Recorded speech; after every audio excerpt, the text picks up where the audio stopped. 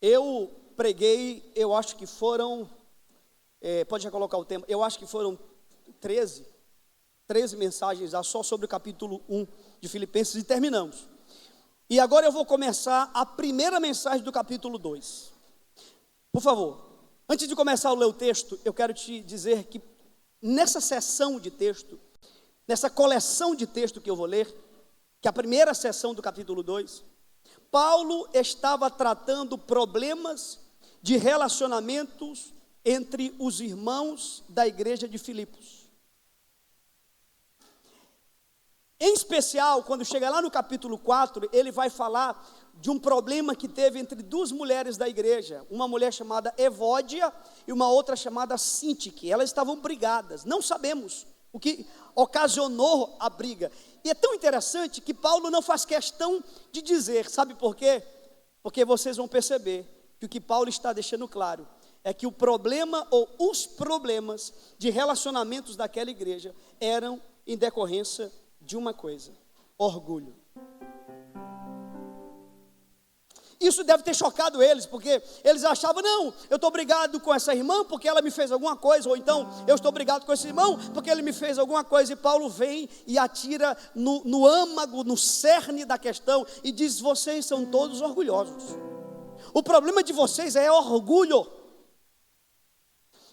E aí eu quero ler, a partir desse entendimento, agora vamos ler o texto, capítulo 2, Filipenses, dos versos 1 em diante, diz assim: portanto, se há algum conforto em Cristo, se há alguma consolação de amor, se há alguma comunhão no Espírito, se há alguns entranháveis afetos e compaixões, completai o meu gozo, para que sintais o mesmo, tendo o mesmo amor, o mesmo ânimo, sentindo a mesma coisa, nada façais por contenda ou por vanglória, mas por humildade. Cada um considere os outros superiores a si mesmo. Não atente cada um para o que é propriamente seu, mas cada qual também para o que é dos outros. Aqui Paulo termina uma seção. Aí ele vai mostrar a partir do verso 5 qual é a solução. A solução para o orgulho é a humildade. Só que o único jeito do homem ser humilde é olhando para a cruz. Não tem outro jeito. Eu decorei esse texto quando eu era novo convertido. Eu sei de cor, poderia recitar para vocês. Dos versos 5 até o 11, inclusive acredita-se que era uma música, Joel. É um hino, eles cantavam isso. Vamos pensar uma coisa aqui contemporânea. É como se algum pregador pegasse uma música tão conhecida hoje para todos os anos e trouxesse e dissesse, olha, veja o que vocês cantam. Observe o que vocês cantam. Vocês estão cantando, e aí não sei se foi o Lucinho Barreto que disse recentemente, que o momento que o crente mais peca é quando ele está cantando, porque ele canta letras das quais ele nem para pensar no que ele está dizendo. E agora vai começar uma outra sessão, e verso 5 diz assim: de sorte que haja em vós o mesmo sentimento que houve também em Cristo Jesus, que sendo em forma de Deus, não teve por usurpação ser igual a Deus, mas esvaziou-se a si mesmo, tomando a forma de servo, fazendo-se semelhante aos homens, e achado na forma de homem, humilhou-se a si mesmo, sendo obediente até a morte e morte de cruz. Por isso, também Deus o exaltou soberanamente, e lhe deu um nome que é sobre todo o nome, para que ao nome de Jesus se dobre todo o joelho, dos que estão nos céus e na terra, e debaixo da terra, e toda língua confesse que Jesus Cristo é o Senhor, para a glória de Deus Pai. Olha só, Paulo está dizendo assim: o problema das brigas e contendas entre vocês é orgulho, e a virtude antagônica ao orgulho é a humildade. Só que a humildade da qual vocês precisam, vocês só a terão diante de uma contemplação, eu diria mística, sobrenatural, do que é a cruz de Cristo. Meus irmãos, olha o tema. Talvez esse tema deva ter decepcionado alguém, não? Felizes os humildes. Eu estava relendo as Crônicas de Nárnia. As Crônicas de Nárnia são 7 livros. 7 livros compõem as Crônicas de Nárnia. São livros separados que juntos configuram as Crônicas de Nárnia do grande escritor C.S. Lewis. O 6º livro das Crônicas de Nárnia é A Cadeira de Prata. E o 2º capítulo é um capítulo cujo título é A Missão de Gil. Presta atenção. Quem é Gil na ficção de C.S. Lewis? Gil é uma mocinha, dá a entender que é uma criança, né? Pré-adolescente. Ela é amiga daquele Eustáquio, né? E de repente, pastor Luciano, ela está na floresta, sozinha, mas ela tinha escutado sobre Asla. Asla é a figura tipológica de Jesus. Ela tinha escutado sobre Asla, e ela entra na floresta e ela está com muito medo de encontrar esse leão. Imagina, um leão. Só que aí ela sente o cheiro de água, e ela está com muita sede, e ela diz que o cheiro dessas águas já é suficiente para ela ter uma espécie de paz estonteante. E ela sai perseguindo esse cheiro, até que ela encontra um rio, um riacho. Só que quando ela se aproxima do riacho, ela toma um susto. Sabe por quê? Porque ao lado do riacho está o leão. E ela pega um susto. Imagina, eu tive um susto desse. Pastor Carlos, ali na cidade de Governador Nunes Freire, ele tem um sítio, e ele tem uma pitbull. Meu irmão, um dia eu saí de noite, estava dormindo lá, fui fazer xixi, e eu saio de noite e eu olho aquela pitbull. Gente, vocês não têm noção do que é aquilo ali. Parece que o espírito sai e fica só o corpo, né? E eu fiquei, meu Deus, eu acho que é uma sensação parecida que a Gil sentiu. E ela ficou com medo. Só que aí ela se dá conta de uma coisa, que o leão não se espanta. Por que o leão não se espanta? Porque ela percebeu que ele tinha avistado-a primeiro do que ela. Então o leão não se assustou, porque ele já tinha visto. Ela se assustou. Mas ela fica em um dilema. Qual é o dilema? Eu anseio por essa água, eu desejo essa água, só que eu estou com medo.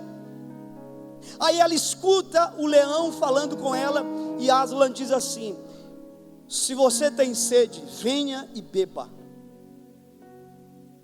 E ela meio que cria coragem, dá um passo à frente e diz assim: olha só, presta atenção, aqui é o cerne dessa história. E ela diz para ele: você me promete, você me garante que se eu chegar perto dessas águas, nenhum mal vai acontecer comigo? Asla olhou para Gil e disse: eu não garanto nada. Aí ela disse, então, virou as costas e disse: então eu vou embora, eu vou procurar outro rio. E Asla diz: não há outro rio. Eu fiquei pensando nessa história uma coisa, irmãos, quais as garantias que um legítimo pregador do Evangelho não pode fazer para você acerca de 2025? Por favor, escuta isso. Quais as garantias que um legítimo pregador do Evangelho não pode fazer a você acerca de 2025? Por exemplo, eu vi alguém hoje, um pregador na internet, ele disse assim: olha, eu declaro que você terá um ano muito próspero, eu declaro que você terá um ano de muito sucesso, de muita conquista, e eu quero ser muito sincero com vocês, meus irmãos, ninguém pode fazer isso. Eu posso desejar que você tenha um ano sem perdas. Eu posso desejar que você tenha um ano sem prejuízos. Eu posso desejar que você tenha um ano sem doença. Agora, eu não posso garantir. Inclusive, eu não posso garantir nem que nós iremos transicionar 25 para 26. pastor, eu queria ouvir uma palavra melhor. Queria ouvir uma palavra assim, que 2025 será o ano que eu vou ganhar muito dinheiro, que eu vou ter muito sucesso. Acredite, humildade é muito mais valioso do que estas coisas. Muito mais valioso. Tá, mas aí surge uma pergunta. Então quer dizer que o evangelho não faz garantia nenhuma? Faz sim. Só que o evangelho faz um outro tipo de garantia. É uma outra configuração de garantia. O evangelho faz muitas garantias, pastor Eliatan. Inclusive uma das garantias do evangelho, sabe qual é? É que felizes os humildes. Aí ela estava falando esses 2 dias lá em casa sobre as bem-aventuranças, né? Então, bem-aventurado os humildes. Essa palavra bem-aventurado significa feliz. Feliz. Feliz os humildes. Esta é uma garantia que eu posso fazer a você. Se você viver em 2025 humilde, inevitavelmente você será plenamente feliz. Todavia, esse tipo de humildade não é adquirida pela mera decisão ou volição. Ou seja, não é uma coisa que você pode, nesse culto hoje, bater o pé e dizer assim: quer saber? 2024 eu não fui humilde, mas em 2025 eu serei humilde, eu decido. Não, esse tipo de humildade não nasce por uma mera volição ou decisão, nasce somente como resultado, como fruto de um quebrantamento. É quebrantado. Você e eu, por exemplo, eu tomei decisões de 23 para 24, tipo, vou cuidar mais da minha saúde. Você pode fazer isso hoje. Eu vou emagrecer, eu vou procurar uma academia, eu vou jogar um esporte ou praticar um esporte, eu vou cuidar mais das minhas finanças. Belas, honradas, nobres decisões das quais você pode tomar agora. Todavia, esse tipo de humildade, a gente carece do Espírito Santo. Se não for o Espírito Santo, a gente jamais vai conseguir. John Piper diz que a humildade só pode sobreviver na presença de Deus.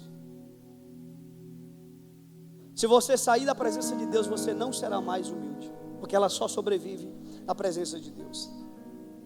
Sendo muito sincero com vocês, se a glória é de Deus, mas se você quiser dar algum tipo de crédito para essa mensagem, não dê a mim, porque para eu falar o que vou falar, eu estou nos ombros de muitos homens.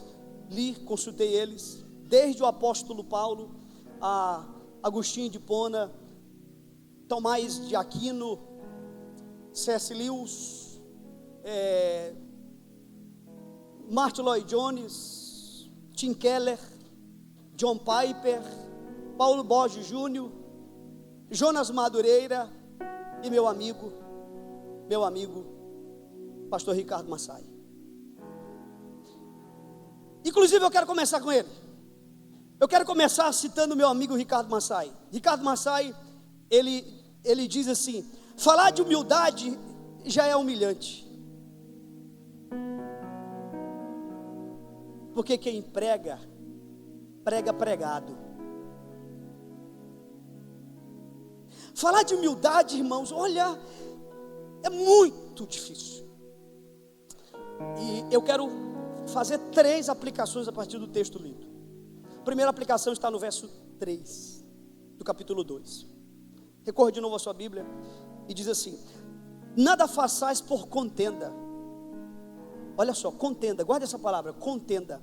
Nada façais por contenda ou por vanglória, mas por humildade. Veja que ele faz um contraponto entre contenda e humildade, né? Essa conjunção aqui, ela faz um contraponto, mas, ou seja, mas, todavia, né? Por humildade, cada um considere os outros superiores a si mesmo. Então, a primeira aplicação que eu quero fazer é que o orgulho é a causa de todas as guerras, assim como a humildade é a causa de todas as pazes. A palavra contenda significa briga, batalha, guerra. Desde a guerra entre dois irmãozinhos que estão brincando ou brigando por um mesmo brinquedo, até as grandes potências. Até as grandes potências. Quer que eu sei o som, gente? Oi. Som. Oi. Som. Pressão minha ou sumiu o som? Não é a pilha não, a pilha está funcionando. Não é a pilha, está funcionando aqui a pilha, normal.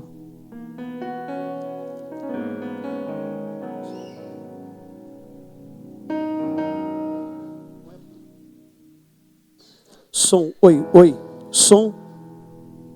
Oi, som.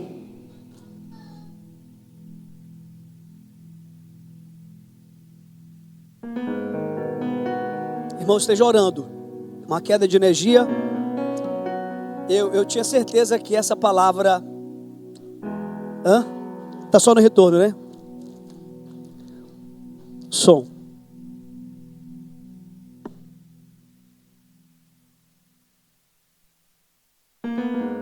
Som, oi, som. Cortou o som?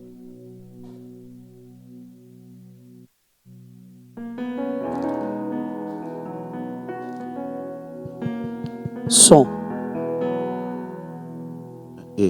Som. Esse microfone é bom. Só no retorno? Som.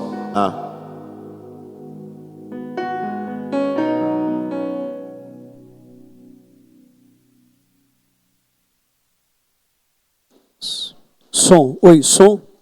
Som. Voltou, gente, ou não?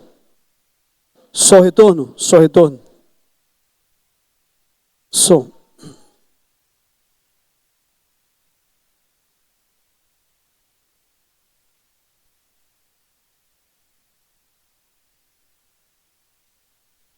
Som. Som. E quando vocês arrumam, se virar o retorno para frente, não? Uhum.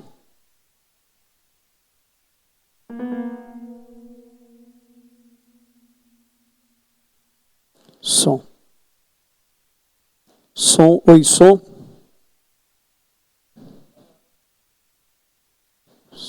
Pronto, deu certo. Aleluia.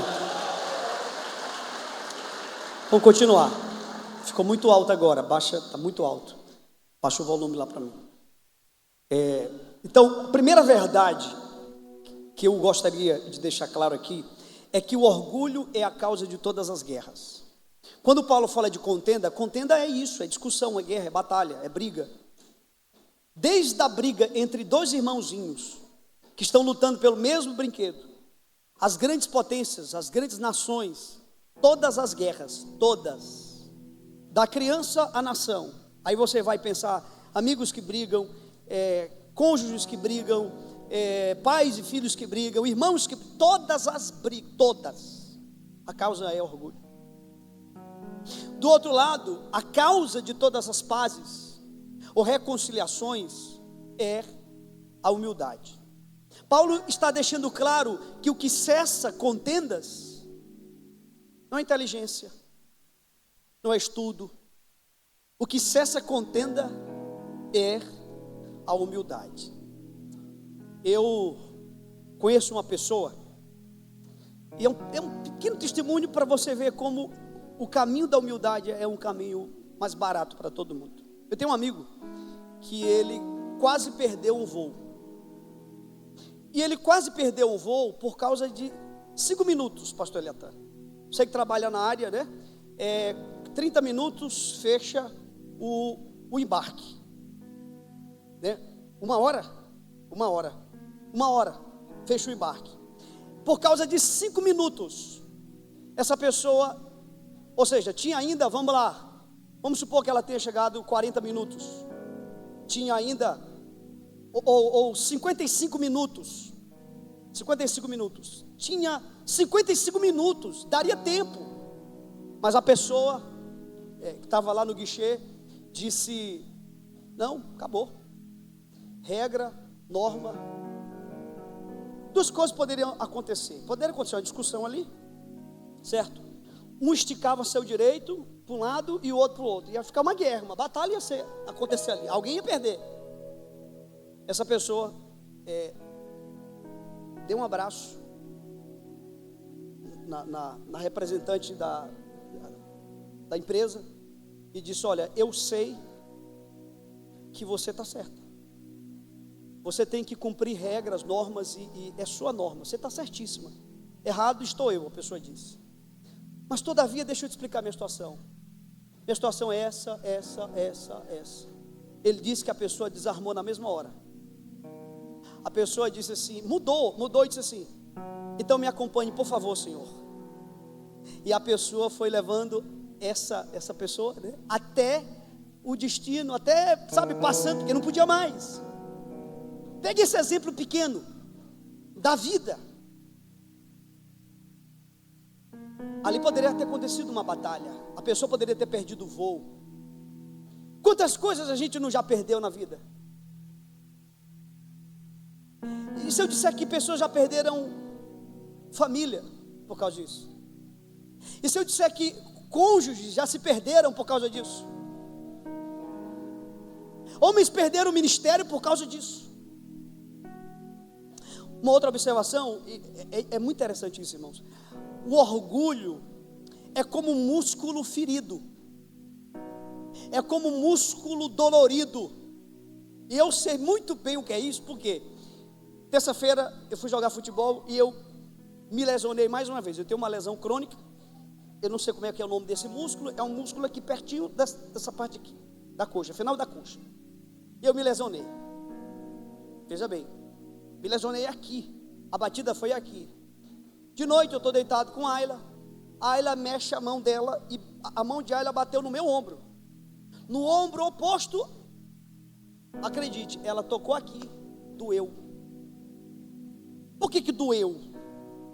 Porque estava dolorido. Presta atenção nisso.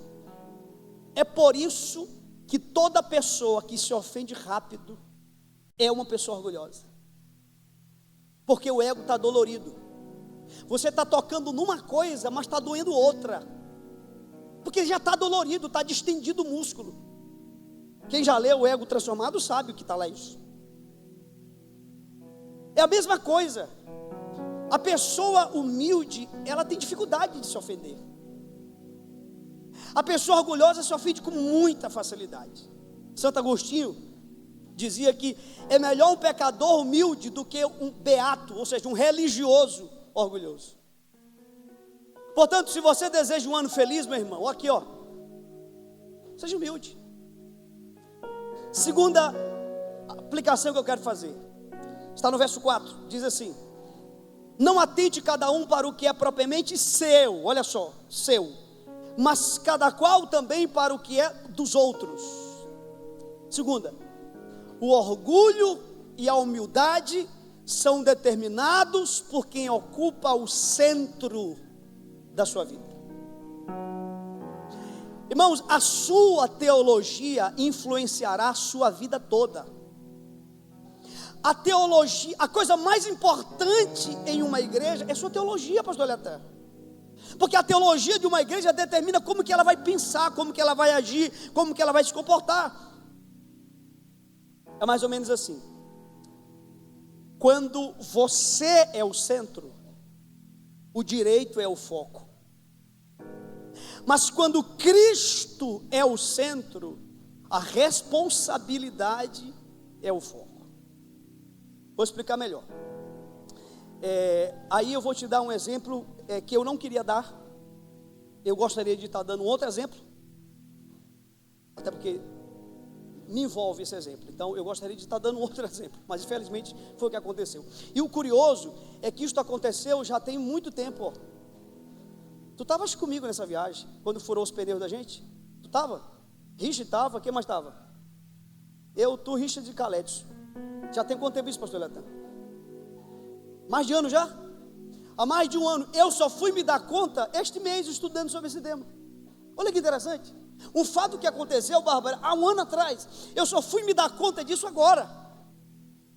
O que foi que aconteceu? Presta atenção para você ver como a nossa teologia, se a gente não tomar cuidado, ela muda, ela influencia a nossa vida. Ali em Buriticupu é um lugar muito perigoso. Numa curva, num lugar ermo, não tinha casa nem 500 metros para frente ou mais, não, muito mais. Era um lugar completamente ermo, num canto, numa curva. Furou os 2 pneus do carro. Já era 10 da noite. Irmãos, imagina, coitado de Richard. Richard, primeira viagem dele comigo. E realmente é perigoso aquele lugar. Não demorou muito.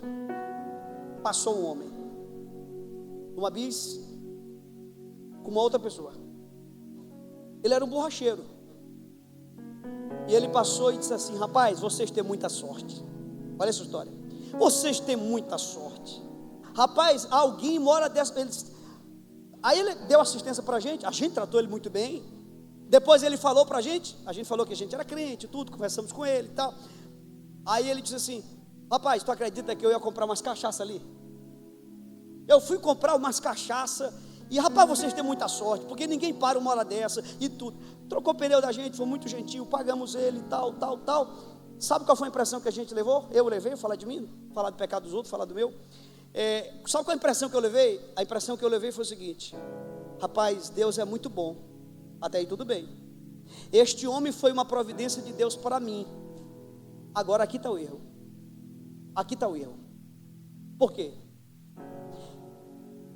É verdade que ele foi uma providência de Deus? É. Mas veja bem, eu deveria ter sido uma providência de Deus para ele. Se ele foi um instrumento de Deus para trocar os meus pneus, eu poderia ter sido um instrumento de Deus para resgatar a alma daquele homem. E tudo que eu fiz foi tratá-lo com educação. Mas eu não preguei para ele. Não preguei, eu deveria ter pregado. E me arrependo muito de não ter pregado, porque eu não sei como é que vai ser a vida desse homem. Que Deus levante outra pessoa mais atenta do que eu e que pregue o evangelho para ele. Mas perceba que quando a gente está presta atenção, quando a gente está no centro, o outro é o instrumento de Deus para nós. Quando a gente não está no centro, nós é que somos um instrumento de Deus para alguém. Amém? Então a sua teologia vai mudar todas as suas relações, das mais ocasionais, como o borracheiro, as mais próximas, seu cônjuge, seus filhos, seus amigos mais chegados. Olha como isso é sério.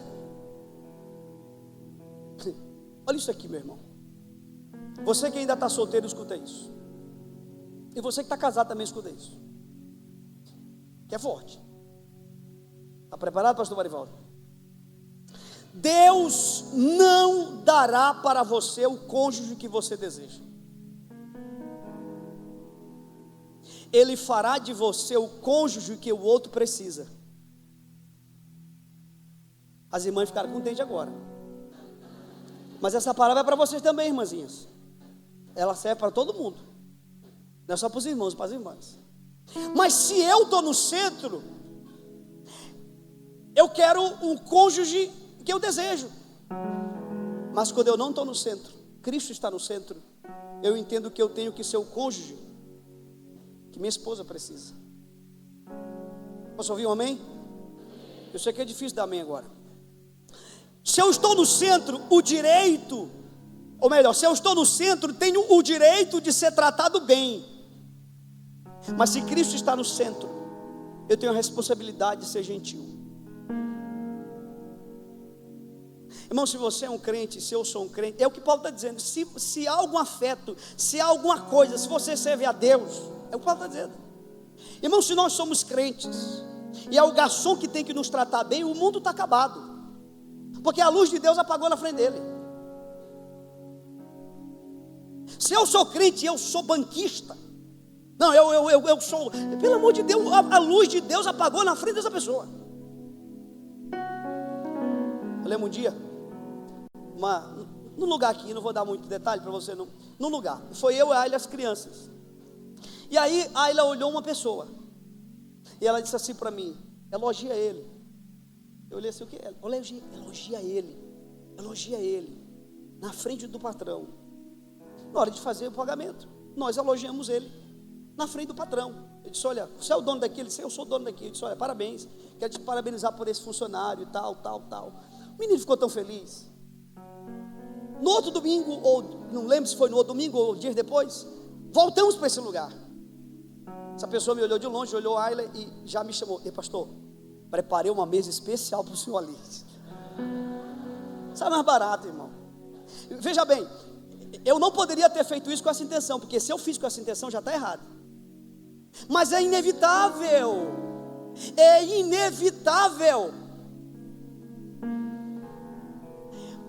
Olha só, muita gente diz assim: fizeram um trabalho contra a minha vida. Crente tem essas paranoias, né? Fizeram um trabalho contra a minha vida. Sabe por que os trabalhos que fizeram contra você estão funcionando? Porque os trabalhos que você deveria ter feito a favor dessas pessoas não foram feitos. Vai trabalhar a favor de quem está trabalhando contra você, e nós veremos quem irá prevalecer.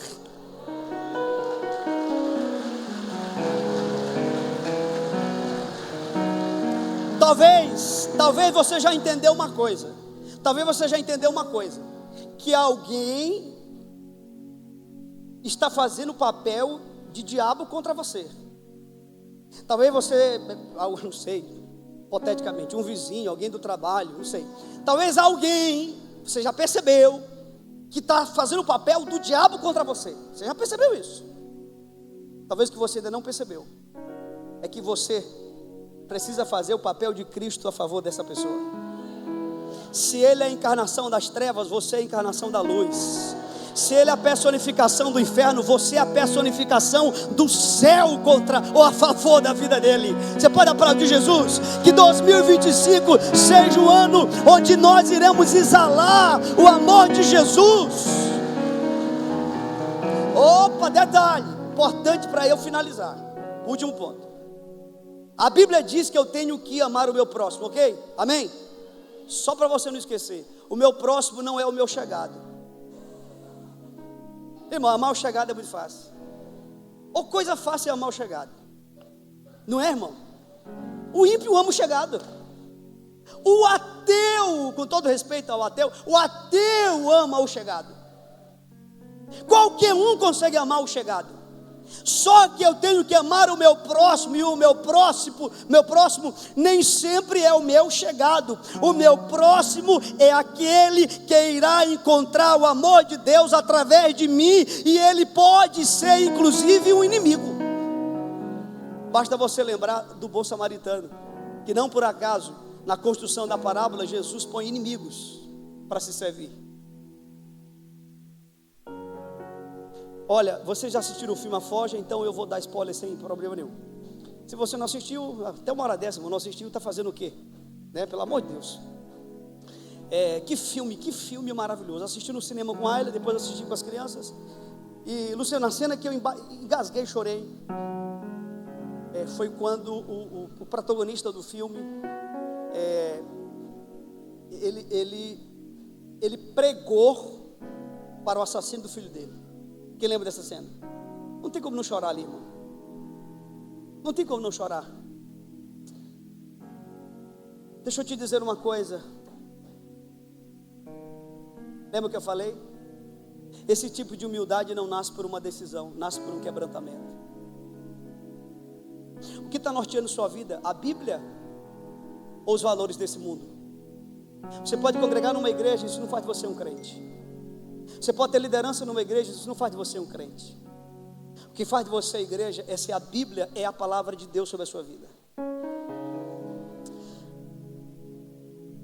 Olha só, olha que coisa forte, irmãos. A maioria, aqui eu vou para o terceiro e último ponto, ok? Terceiro e último ponto. Filipenses 2:5 diz assim: de sorte que haja em vós o mesmo sentimento. Olha essa palavra, eu estou dando uma ênfase. O mesmo sentimento que houve também em Cristo Jesus. Essa palavra sentimento aqui e Jonas Madureira fala disso brilhantemente. No grego a palavra é frônesis, ou froneses, depende de como, as duas expressões estão certas. E é uma palavra difícil de explicar, porque não há no nosso português, nosso vernáculo, uma palavra que caiba exatamente o que é essa palavra. Então, tem uma versão, não sei se é NVI, que não diz sentimento, pastor. Diz, tenhais o mesmo modo de pensar. Olhe para a sua Bíblia, tem alguma Bíblia que diz assim, no verso 5? A sua, irmã? Tenhais o mesmo modo de pensar. Tem uma outra Bíblia que diz assim, tenhais a mesma atitude. Agora preste atenção, irmão, sentimento, pensamento e atitude. Na nossa língua são três coisas diferentes, não é verdade? Mas frônesis é a mesma coisa. Então, tem o mesmo sentimento. Essa palavra não é só sentimento de emoção, é queiram fazer, desejem fazer e façam. A terceira e última aplicação que eu quero fazer é que, assim como o orgulho está relacionado à busca por poder, a humildade está relacionado à busca pela vontade de Deus. Enquanto o orgulhoso busca somente o poder de Deus, o humilde busca prioritariamente conhecer qual é a vontade de Deus. Infelizmente, a maioria dos crentes hoje em dia não se encontram com Deus para conhecer sua vontade, mas unicamente para buscar seu poder. Lembra quando Jesus está no Getsêmani e ele diz, seja feita a tua vontade. Essa oração foi crucial. Agora imagina você, se Jesus, ao invés de ir para o Getsêmani, orar e conhecer a vontade de Deus, imagina se ele usasse o poder de Deus ali. Imagina, irmão, esse culto não estaria acontecendo, não estaríamos aqui. Então, a verdadeira vida de oração é para conhecermos a vontade de Deus e não apenas para invocarmos o seu poder. Vamos para o monte, vamos orar para quê? Buscar o poder. Você já experimentou ir orar para buscar a vontade? Qual é a vontade de Deus? Deus jamais permitirá que desfrutemos plenamente dele, enquanto pensarmos nele como um bem entre muitos. Por favor, gaste um pouquinho de tempo pensando nisso aqui. Deus jamais permitirá que desfrutemos plenamente dele, enquanto pensarmos nele como um bem entre muitos. Muitos estão vivendo para Deus com o intuito de desfrutar outra coisa. Ah, pastor, eu estou vivendo para Deus, eu estou vivendo para Deus. Mas eu estou vivendo para Deus porque na verdade eu quero desfrutar mesmo de uma vida, sabe, muito boa. Eu estou buscando a Deus, mas o que eu quero mesmo é que não tenha doença na minha vida.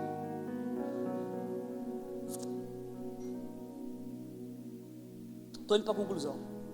No verso 7, Paulo vai usar uma palavra que é esvaziou-se. Cristo esvaziou-se. O Jonas Madureira tem um livro que ele aborda essa questão aqui, e ele vai dizer que esvaziou-se é uma coisa que a gente não sabe nem o que é, porque esvaziou-se é Deus virando homem e servo. Olha como é interessante, não há ninguém mais alto do que Deus, então Deus estava acima de tudo. Você vai entender hoje porque que ninguém pode ser mais exaltado do que Cristo. Ninguém pode ser exaltado mais do que Cristo, porque ninguém se humilhou mais do que Cristo. O topo de tudo é Deus. Deus se fez homem. Só que o Deus que se fez homem poderia ter se tornado um homem, um imperador, um homem monarca, um homem poderoso. Ele se fez homem, e o homem carpinteiro. E de homem carpinteiro, servo. Então, Deus, homem, servo. E como servo, ele poderia servir de várias maneiras, mas ele decidiu servir do jeito mais profundo, morrendo. Não há outro nível de serviço mais profundo que morrer por alguém. Então veja bem, Deus, homem, servo, morte. Só que das mortes, das múltiplas mortes, ele poderia morrer de tantas formas, né? Ele foi morrer o pior tipo de morte que tinha. Então, literalmente, por isso que a palavra humildade no original é tapeinos, de onde vem tapete, lugar mais baixo que tem. Jesus, ele se humilhou de tal forma, por isso que ele é exaltado acima de todos. Tá, é verdade que eu não posso me esvaziar, por quê? Porque eu já sou vazio. O homem já é vazio.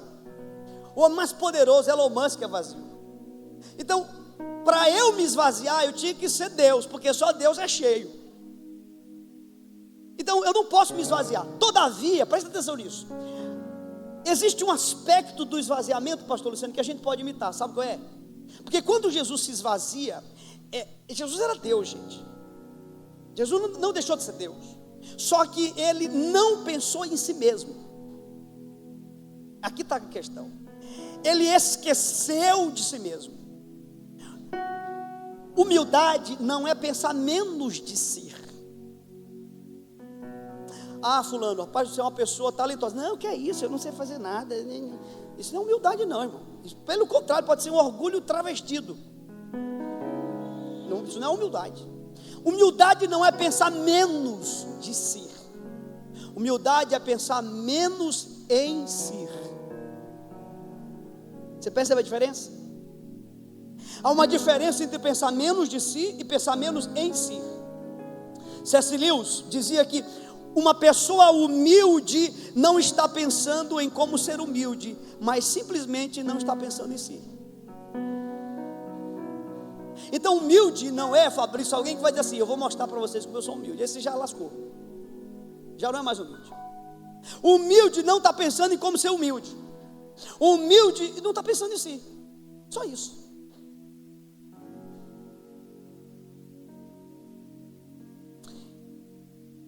Uma pessoa humilde entenderá que haverá momentos em que ele cumprirá o propósito de Deus com saúde, mas haverá outros que ele cumprirá o propósito de Deus sem saúde. Haverá momentos que ele cumprirá o propósito de Deus na abundância, outras vezes na escassez. Logo, o que realmente importa não é doença, saúde, abundância ou escassez, mas o propósito de Deus. Porque, irmãos, o que um crente, o que nós vamos fazer, por exemplo, no hospital, se não for testemunhar de Cristo para quem está lá? O que Paulo foi fazer na cadeia, se não foi pregar para quem está lá? Duas observações. É que o orgulhoso acha que, isso aqui é muito forte, irmãos. O orgulhoso acha que todos o devem alguma coisa, inclusive Deus. Presta atenção nisso. A pessoa orgulhosa, ela tem uma sensação de que todo mundo está devendo ele, ou ela, o tempo todo. Por isso que nada satisfaz. Porque tipo assim, não fez mais do que a tua obrigação. O orgulhoso tem essa sensação de que todo mundo está devendo alguma coisa para ele. E não esqueça que os teólogos vão dizer que o pior de todos os pecados é o orgulho. E o orgulho é um pecado que não nasce no homem. O orgulho nasce no próprio diabo. E sabe como é que nasceu o orgulho no diabo? O dia em que foi encontrado no coração dele comércio. Sabe o que é comércio? Comércio é troca, é barganha. Ou seja, em algum momento na eternidade, Lúcifer olhou para Deus e disse assim, Deus me deve alguma coisa. Eu sou muito bom. Eu sou um anjo especial. Dos anjos aqui ninguém é parecido comigo. Bem aí, irmão, nasceu toda essa confusão que nós temos hoje. Nasceu quando esse ser acha que Deus o devia alguma coisa. E a última observação é que a maior dificuldade para a aprendizagem não é falta de inteligência. falta de humildade. Sabiam disso? Tomás de Aquino dizia: a humildade é o primeiro passo para o conhecimento. Ou seja, dizer assim, eu não sei, é o primeiro passo para você aprender qualquer coisa. Eu poderia dar muitos exemplos aqui. Poderia pegar muitas pessoas que tem aqui e usá-las como exemplo. Mas eu vou usar uma pessoa que não está aqui hoje. Pastor Caledson. Caledson é um jovem pastor, jovem pregador. Caledson não foi o jovem mais talentoso que eu conheci nos últimos anos. Eu conheci outras pessoas mais talentosas do que Caledson. Mas Caledson foi um dos jovens mais humildes que eu encontrei nos últimos anos. E por isso eu vi Caledson crescendo na pregação como pouca gente. Se vocês têm memória, basta vocês lembrar o primeiro Caledson que pregou aqui. E aquele último Caledson que pregou o último sermão aqui. Outro ser humano. Mas como era fácil instruir Caledson? Porque eu não ficava cheio de dedo para orientar Caledson. Terminava de pregar, ele me chamava na mesma hora: pastorzão, e aí? Onde eu melhoro? O que eu posso fazer? O que eu errei? Onde é que eu acerto? E muitas vezes ele tinha acertado, assim, pregado um sermão maravilhoso. Mas é o desejo de querer aprender. Mas eu vi gente muito talentosa ficando para trás. Porque ninguém podia corrigir, ninguém podia ensinar. A falta, não é a falta de inteligência que nos impede de crescermos. O que nos impede de crescer é a humildade. Ou melhor, o orgulho que nos impede, né? O que nos faz crescer é a humildade. Eu não sei você, mas a minha maior luta em 2024 será a minha maior luta em 2025. A minha maior luta em 2024 foi contra o orgulho. E a minha maior luta em 2025, eu tenho certeza, será contra o orgulho. Eu estava assistindo um vídeo de Flávio Augusto. Flávio Augusto é um empreendedor, ele é cristão também. Em um dado momento da fala dele, ele cita uma abolicionista. Não sei se vocês lembram. Ele disse assim, ele citando essa abolicionista, que ela falou certa vez: libertei 1000 escravos, poderia ter libertado outros 1000, se eles soubessem que eram escravos.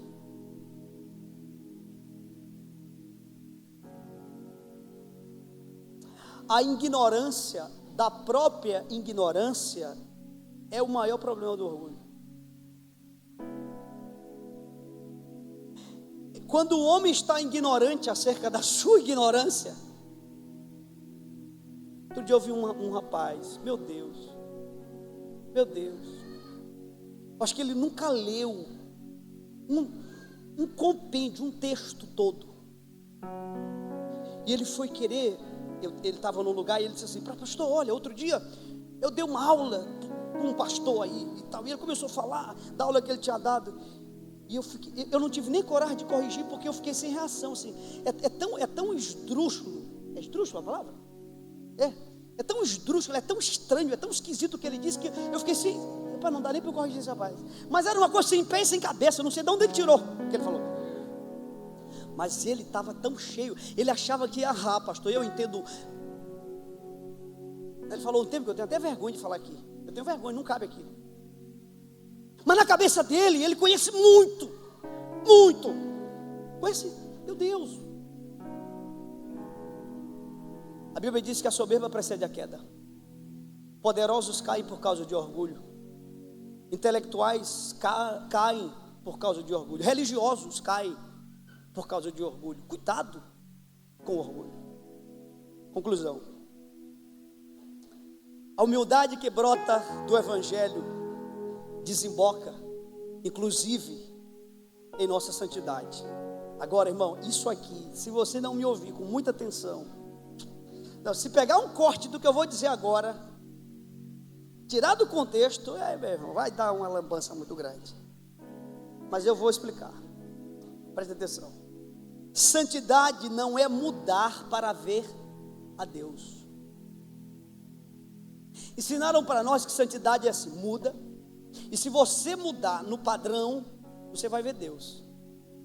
Eu quero te mostrar hoje que santidade não é mudar para ver a Deus. Santidade é, eu tendo visto Deus, eu não mudo.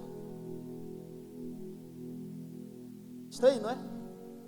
Santidade não é eu mudar para ver a Deus. Santidade é eu tendo visto Deus, eu não mudo. De modo que a minha santidade não é para que eu veja Deus, mas é para que Deus possa ser visto. Independente do jeito que o outro te trata, você não muda. E porque você não muda, ele verá a santidade de Deus em você. Vou dar um exemplo agora bíblico, vocês vão entender. Paulo viu a santidade de Deus em Estevão. Só que Estevão não mudou para ver a Deus. Estevão viu Deus.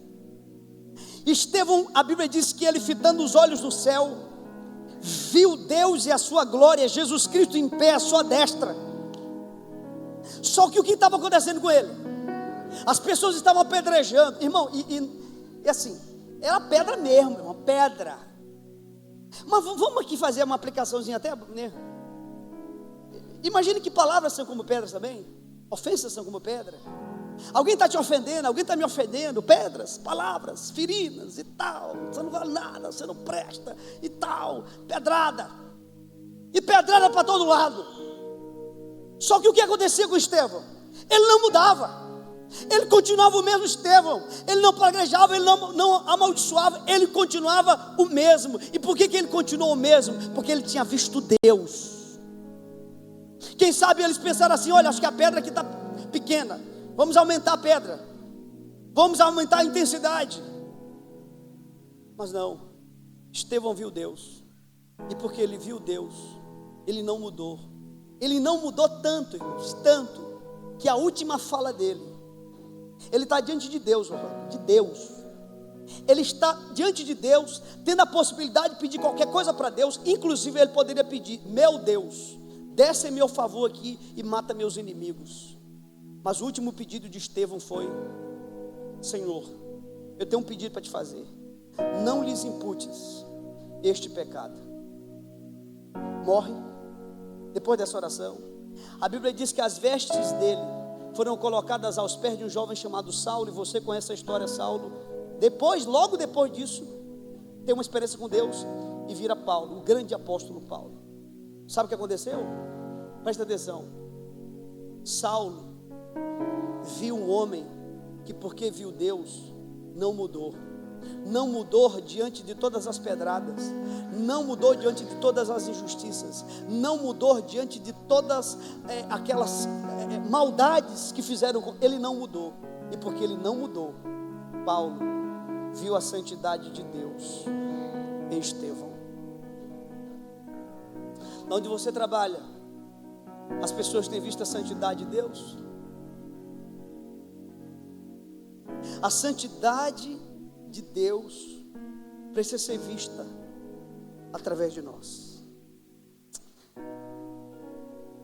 Hoje vamos orar, mas fica aí sentado ainda, mas escute o que eu vou dizer. Vamos já orar. Não prometa nada hoje. Geralmente no final de ano a gente faz tanta promessa, né? Não prometa nada hoje. Só quebrante-se. Essa humildade não nasce por uma decisão, já falamos, nasce por um quebrantamento. E Joel falava que na hora do louvor, que esse ano a gente cantou muito sobre a graça, pregamos sobre a graça. Irmão, nada deixa o homem mais quebrado, quebrantado e humilde do que a graça de Deus. Sabe por quê? Porque a graça diz que eu sou pior do que eu imagino e mais amado do que eu consigo conceber. A graça é para humilhar. É a única coisa que humilha e quebranta a gente, é a graça de Deus. Tim Keller dizia que a humildade nasce quando olhamos para Cristo e não para nós. O coração verdadeiramente humilde não busca reconhecimento, porque ele já encontrou tudo que precisa em Cristo.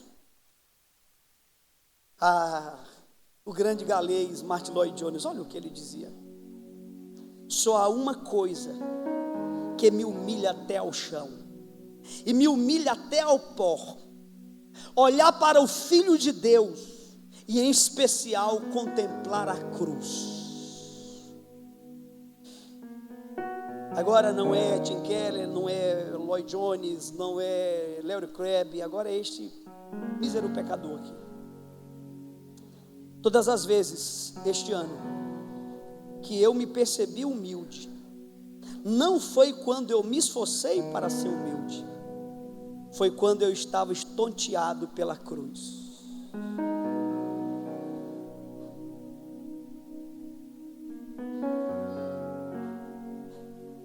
É como se a humildade fosse um fruto. A raiz mesmo é a cruz de Cristo. Paulo estava tratando os problemas as guerras ali na igreja de Filipos, dizendo: olha, vocês precisam ter humildade. Só que essa humildade que vocês precisam, vocês têm que olhar para a cruz de Cristo.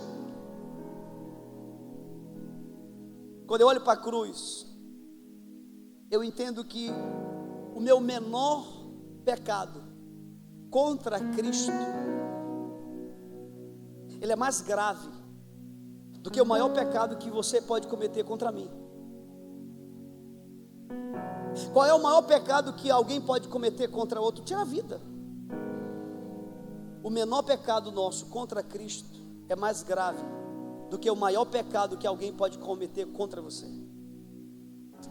Irmãos, presta atenção nisso. Louvor pode subir aqui.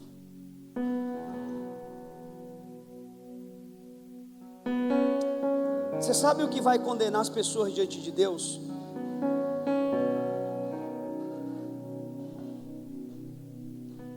Você sabe o que vai condenar as pessoas diante de Deus? Não é. Eu quero só os instrumentos por enquanto. É suave. O que vai condenar os homens diante de Deus não é prioritariamente a Bíblia.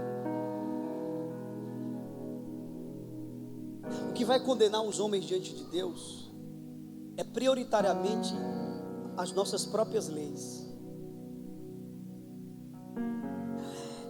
O homem será condenado pela sua própria lei. Pastor, quem errar comigo eu já corto. Falhou comigo eu já... É tua própria lei que vai te condenar diante de Deus. Você será condenado diante de Deus pela tua própria lei. Deus não vai nem usar a sua lei, Thalita, a sua lei, para condenar o homem. É o próprio homem.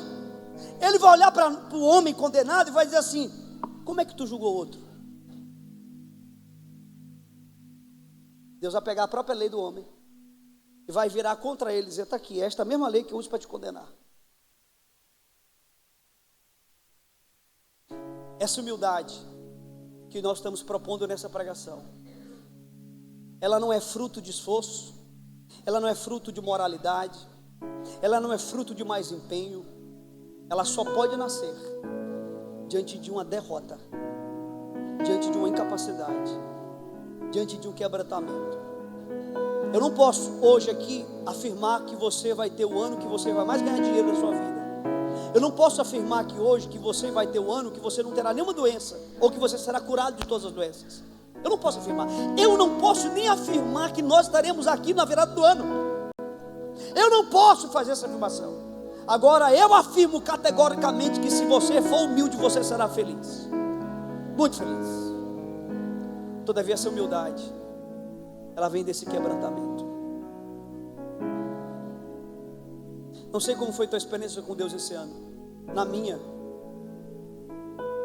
todas as vezes que eu me peguei,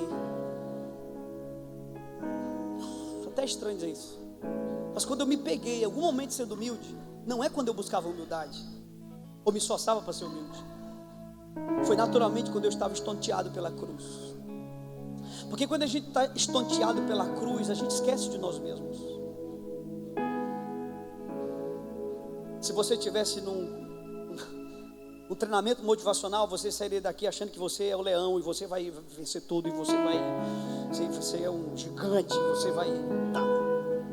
Eu quero te dizer que é o contrário, você tem que ser quebrado aqui hoje. Você tem que ser quebrado, sabe? Mastigado. Porque é mastigado, é espremido, que essa humildade brota. E ela fará de você uma pessoa feliz para a glória de Deus. Eu convido você agora a olhar para a cruz de Jesus. Você pode ficar em pé? Por enquanto eu não quero que nenhuma canção seja ministrada. Eu quero que a igreja ore. Sabe por que eu desci? Eu desci porque nesse momento eu quero estar aqui com vocês embaixo. Eu sei qual é a minha luta. Eu sei qual será a minha luta em 2025, a mesma de 24. Contra o orgulho. E eu sei que se eu não tiver encantado pelo Filho de Deus, inevitavelmente me sobrará o orgulho.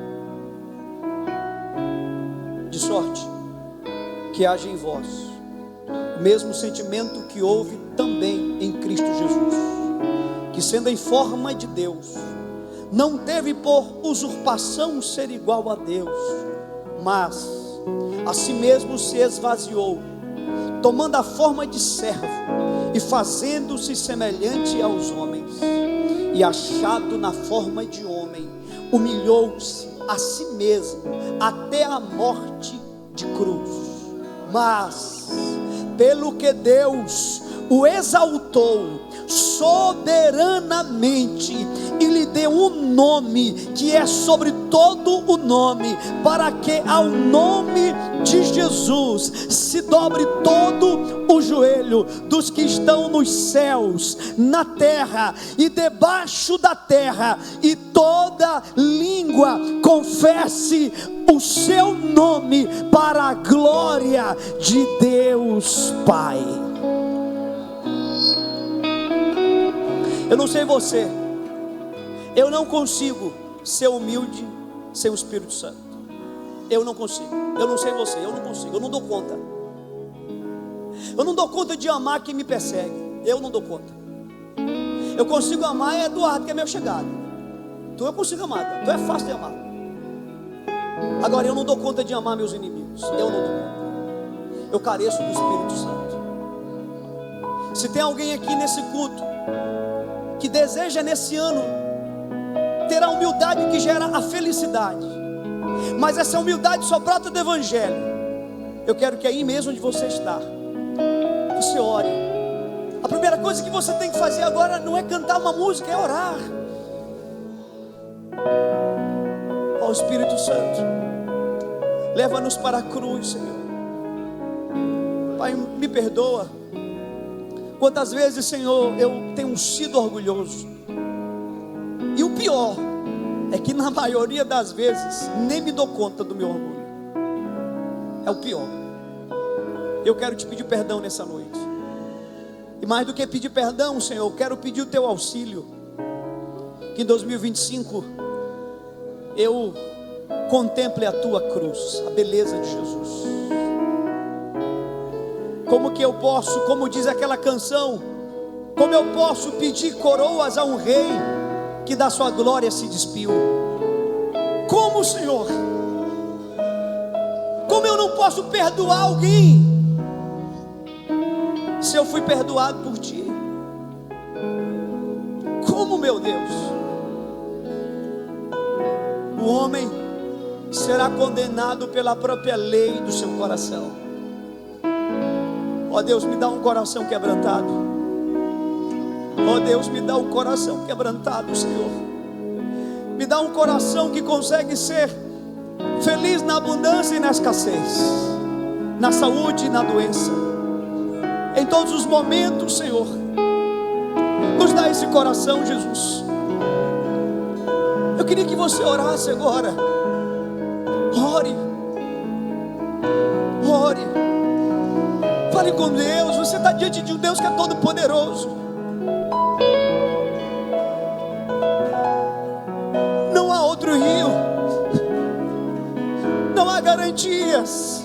Essas garantias que este mundo faz, essas garantias não existem no Evangelho. Não há garantia de que eu não irei adoecer em 2025. Não há garantia de que eu não terei perdas em 2025. Não há garantia de que eu não terei prejuízos em 2025. Essas garantias o Evangelho não faz.